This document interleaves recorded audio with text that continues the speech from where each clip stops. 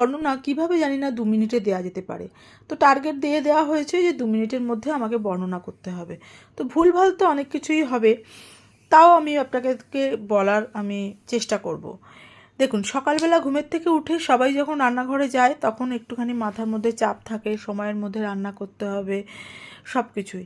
কিন্তু আমরা যারা কর্মরত তাদের ঘর বার দুটোই করতে হয়, তাই জন্য তাদের আবার আরেকটু বেশি চাপ থাকে বলে আমার মনে হয়। যারা বাড়িতে থাকেন তারা থিতিয়ে জিরিয়ে করতে পারেন, কিন্তু আমাদের তা না। আমাদের টাইমের মধ্যে করতে হবে এবং মাথায় থাকে সকালবেলা 2টো তরকারি এবং মাছ, এবং রাত্রেবেলার একটা তরকারি করে রেখে গেলে একটু ভালো হয়।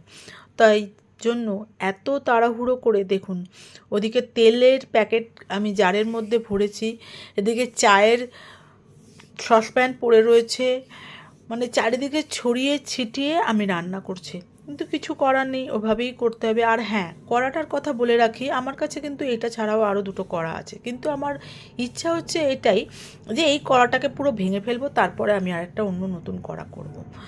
আসল ব্যাপারটা হচ্ছে কি, আমি লুচি ভাজতে গিয়ে কড়াটা এইভাবে পুড়িয়েছি, তারপরে ওটাকে আস্তে আস্তে মাজতে মাজতে তোলার চেষ্টা করছি, পুড়ে একেবারে কালো হয়ে গিয়েছিল। এটা কিন্তু ভাববেন না যে আমি রোজ মাজি না, আমি কিন্তু রোজই মাজি, ঠিক আছে।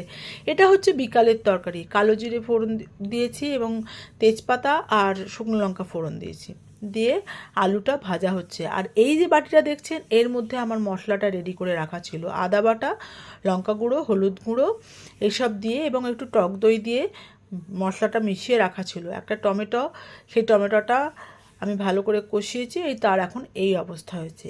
এইবার বাড়িতে ফিরে এসে আমি রাতের বেলার খাবার দাবার খাচ্ছি। খুবই সংক্ষেপে বললাম, আমি জানি যে আপনারা বুঝে নেবেন। এই যে রাতের খাবার হচ্ছে আমার রুটি এবং তরকারি। এবার আমি বাসন মাজবো, মেজে আমি ঘুমাবো। আমি আশা করব আপনারা আমার সারা দিনের বর্ণনাটা 2 মিনিটে শুনে নেবেন এবং অনুরোধ রইল দেখার জন্য।